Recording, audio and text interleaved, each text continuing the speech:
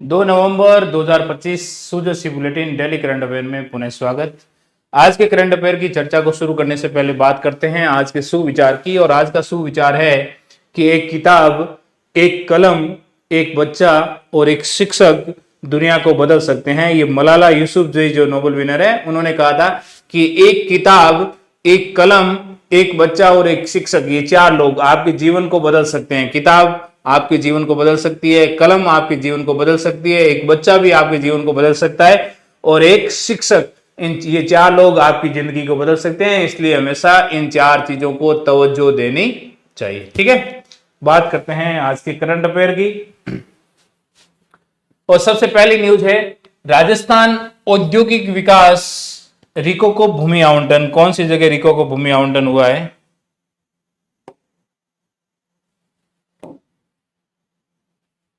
देखो, मुख्यमंत्री भजनलाल शर्मा ने प्रदेश की औद्योगिक क्षमता की संवर्धन के लिए महत्वपूर्ण निर्णय लेते हुए 3 नए जिलों में औद्योगिक परियोजना हेतु राजस्थान औद्योगिक विकास और निवेश निगम लिमिटेड, जिसको रिको कहा जाता है, उसको भूमि आवंटन किया है। सरकार की तरफ से रिको को क्या है कि नए नए इंडस्ट्री स्थापित करने के लिए रिको की तरफ से रिको को भूमि आवंटन की जाती है। प्रदेश की औद्योगिक क्षमता का निरंतर विकास करना इसका उद्देश्य है और राज्य में उद्योगों को बढ़ावा देना। और 3 जिलों में रिको को औद्योगिक परियोजना भूमि आवंटन को मंजूरी मिली है। कौन कौन सी जगह? देखो, एक भीलवाड़ा जिले में, एक डीडवाना कुचामन में और एक फलोदी में। तो कौन सी जगह ये रिको स्थापित हो रहा है? भीलवाड़ा में तो कोटड़ी तहसील में कोदिया, डीडवाना कुचामन में परबतसर तहसील के अंदर मोजा भागरी मोलास में, और फलोदी के आऊ में हाजी सागर और टेणा नाडी के अंदर रिको को भूमि आवंटन किया गया है सरकार की तरफ से नई नई इंडस्ट्री को स्थापित करने के लिए। ठीक है, नेक्स्ट न्यूज है फीडे विश्व कप। फीडे विश्व कप ट्रॉफी का नामकरण। देखो, एक खिलाड़ी है, शतरंज के बेताज बादशाह कहा जाता है विश्वनाथ आनंद को। तो विश्वनाथ आनंद के नाम पर फीडे विश्व कप ट्रॉफी का नामकरण किया गया है। तो फीडे विश्व कप ट्रॉफी का नाम बदल दिया गया है और नया नाम दिया है विश्वनाथन आनंद कप। क्या नाम है? Viswanathan Anand cup. Very very important, ध्यान रखना है कि हाल ही में किस ट्रॉफी का नामकरण विश्वनाथन आनंद कप किया गया है। तो इसका सही उत्तर होगा फीडे विश्व कप ट्रॉफी।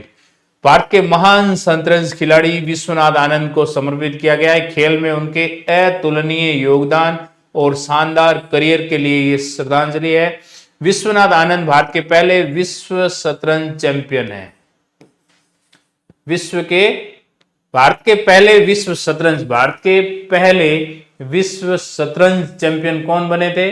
विश्वनाथ आनंद।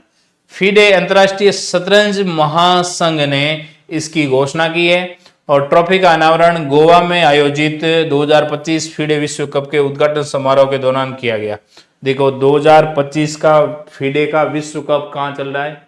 गोवा के अंदर, भारत में गोवा में विश्व कप चल रहा है शतरंज का। ठीक है, ये एक रोलिंग ट्रॉफी होगी और ये ट्रॉफी हर साल फीडे विश्व कप के विजेता को प्रदान की जाएगी। भारतीय शतरंज खिलाड़ी विश्वनाथ आनंद के सम्मान में फीडे चेस वर्ल्ड कप की ट्रॉफी का नाम अब विश्वनाथ आनंद कप होगा। आगामी टूर्नामेंट में 80 देशों के 206 खिलाड़ी भाग लेंगे।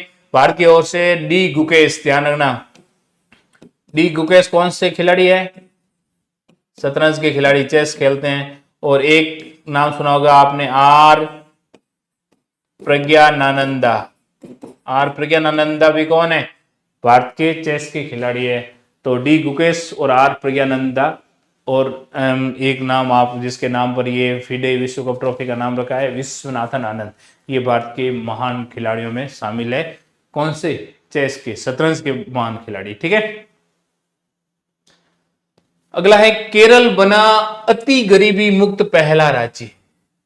अति गरीबी, जिसको एक्सट्रीम पॉवर्टी कहते हैं, एक्सट्रीम पॉवर्टी से मुक्त होने वाला देश का पहला राज्य बन गया है। कौन? गोवा।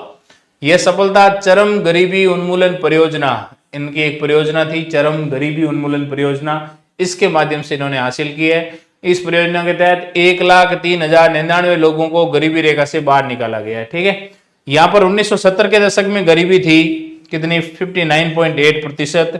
जो वर्तमान में 2019 से 21 के पास में ये आ गई है 0.70% के बीच में। यह दर चरम गरीबी उन्मूलन के बाद और कम होने की उम्मीद है। अब ये और चरम गरीबी उन्मूलन हो गया है, तो अब ये 0.70 1% से तो पहले कम थी, अब और ये कम होगी। देश भर में पिछले 9 वर्षों में 24.82 करोड़ लोग विविध प्रकार की गरीबी, जिसको MDP बोलते हैं, मल्टी डायमेंशनल पॉवर्टी, से बाहर निकलने हैं। ठीक है, तो केरल अत्यधिक गरीबी से मुक्त हुआ है। राज्य सरकार ने 9 दावे किए कि इतने चिन्हित परिवार किए, परिवारों को रोजाना भोजन दिया गया, गर्म भोजन दिया गया, नए घर बन रहे हैं, घर की मरम्मत की गई, इलाज दवाइयों में सहयोग किया गया, राशन आधार पेंशन कार्ड, परिवारों को आजीविका और परिवारों को घर के लिए जमीन दी गई। इन सब प्रयासों के कारण केरल पहला राज्य बना है जो अति गरीबी से मुक्त हुआ है। तो ध्यान रखना, अति गरीबी से मुक्त होने वाला भारत का पहला राज्य कौन बना है? केरला बना है। ठीक है, अगली न्यूज है सस्टेनेबल सिक्योरिटी। देखो, सिक्योरिटी के मतलब सुरक्षा, और आज तक की जो सुरक्षा थी वो किस पे आधारित थी? हमारी सेना पर, हमारे पास में जो हथियार थे उन पर। तो वो सिक्योरिटी है जो सेना के द्वारा और हथियारों के माध्यम से प्राप्त होती है। लेकिन यहां पर एक नया कंसेप्ट अभी आया है जिसको बोलते हैं सस्टेनेबल सिक्योरिटी। ये सस्टेनेबल सिक्योरिटी यह कहती है कि सुरक्षा एक ऐसा दृष्टिकोण है जो न केवल सैन्य सुरक्षा तक ही सीमित नहीं है कि हमारे पास में केवल मिलिट्री सिक्योरिटी है तो हम सिक्योर है, ऐसा नहीं है। हमारे पास में सस्टेनेबल सिक्योरिटी होगी, वो कब होगी? जब हम इसमें लॉन्ग टर्म फैक्टर को शामिल करेंगे, दीर्घकालिक कारकों को शामिल करेंगे। ठीक है, ऐसी सुरक्षा और स्थिरता सुनिश्चित करना जो लंबे समय तक बनी रहे और वर्तमान और भविष्य दोनों की जरूरतों का ध्यान रखे, ऐसी सुरक्षा को बोलते हैं सस्टेनेबल सिक्योरिटी। अब वो कैसे प्राप्त होगी? यदि आप आर्थिक रूप से स्थिर हो, मजबूत और स्थिर अर्थव्यवस्था है आपकी, तो उसको हम सस्टेनेबल सिक्योरिटी कह सकते हैं। जलवायु परिवर्तन और पर्यावरणीय खतरों से सुरक्षित है, पर्यावरण संरक्षण के प्रति हम जिम्मेदार है, तो हम कह सकते हैं कि वो सस्टेनेबल सिक्योरिटी है। नागरिकों को शिक्षित कर रहे हैं तो सस्टेनेबल सिक्योरिटी है। समाज में न्याय और समानता का माहौल है, इट मींस सस्टेनेबल सिक्योरिटी है। राष्ट्र और समुदायों के बीच में सहयोग हो रहा है, इसका मतलब सस्टेनेबल सिक्योरिटी है। जब नागरिक सुरक्षित रहेंगे, शिक्षित होंगे, संतुष्ट होंगे, तो समाज में शांति और स्थिरता स्वाभाविक रूप से बन जाएगी। इस कंसेप्ट को कहा जाता है सस्टेनेबल सिक्योरिटी। अब यहां ध्यान देने योग्य महत्वपूर्ण बात है कोप 30 सम्मेलन। कोप 30 सम्मेलन, जिसको कॉन्फ्रेंस ऑफ पार्टीज बोलते हैं, ये 10 से 21 नवंबर के बीच में आयोजित किया जाएगा। कब? 10 से लेकर 21 नवंबर को। कहां आयोजित किया जाएगा? ब्राजील में। कहां पर? ब्राजील में आयोजित किया जाएगा। कौन सा है ये? कोप 30 है। ठीक है, अब इसमें इस सम्मेलन में इसी सस्टेनेबल सिक्योरिटी मॉडल पर चर्चा की जाएगी। इस बार कोप 30 के अंदर चर्चा का जो मुख्य बिंदु है वो है सस्टेनेबल सिक्योरिटी। यह सम्मेलन जलवायु कार्रवाई, स्थिरता और वैश्विक सहयोग पर ध्यान केंद्रित करेगा, जो सस्टेनेबल सिक्योरिटी के मुख्य स्तंभ है।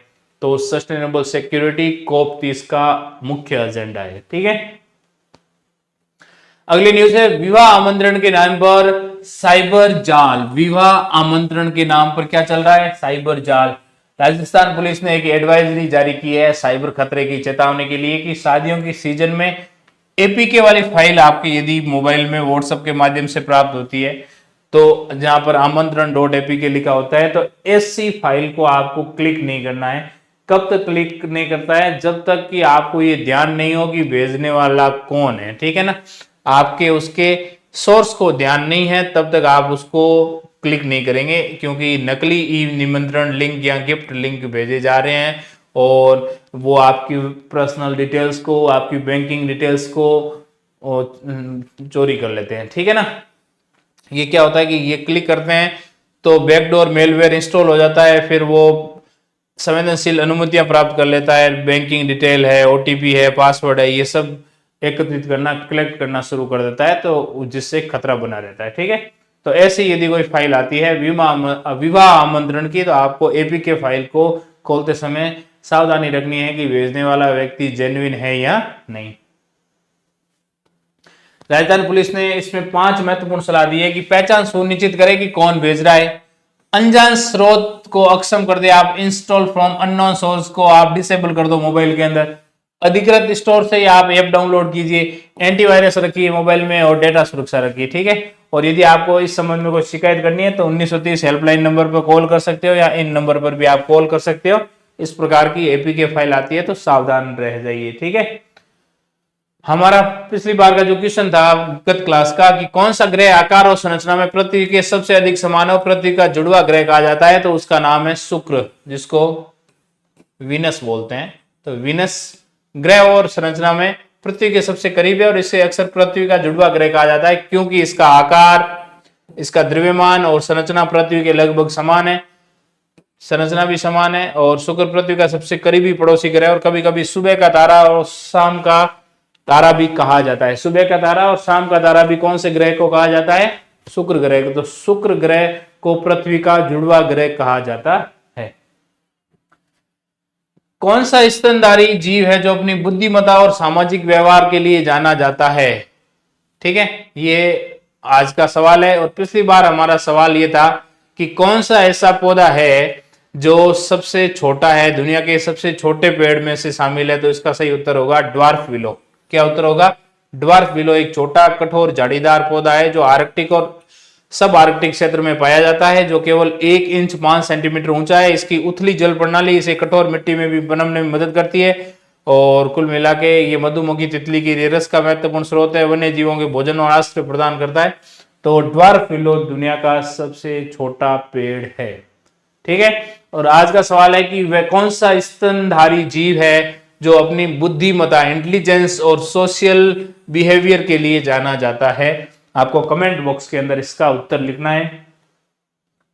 इसके अलावा आज का जनरल नॉलेज टेस्ट में एक सवाल है कि स्वच्छ ऊर्जा आधुनिक तकनीक उपयोग के लिए 2025 में दुनिया का सबसे स्मार्ट शहर कौन सा बना? किसमें? क्लीन एनर्जी के अंदर, मॉडर्न टेक्नोलॉजी के यूटिलाइज के अंदर दुनिया का सबसे स्वच्छ शहर बना सिंगापुर, कोपेनहेगन, ज्यूरिख या हेलसिंकी।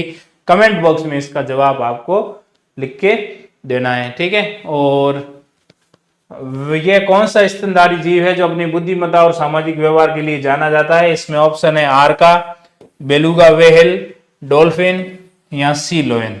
कमेंट बॉक्स में बूझो तो जाने में आपको इसका भी उत्तर देना है। यदि आप राजस्थान हाईकोर्ट 4th ग्रेड की तैयारी कर रहे हो तो हमारे एक जीएस एकेडमी पे टेस्ट सीरीज चल रही है, ये विजिट कर सकते हो। इसके अलावा स्कूल लेक्चरर ज्योग्राफी और पॉलिटिकल साइंस का कोर्स भी देखना चाहते हो तो जीएस एकेडमी के ऐप को डाउनलोड कीजिए, वहां पर आपको करंट अफेयर की डेली पीडीएफ भी वहां पर मिल जाएगी। तो ये था 2 नवंबर 2025 का करंट अफेयर। Thank you.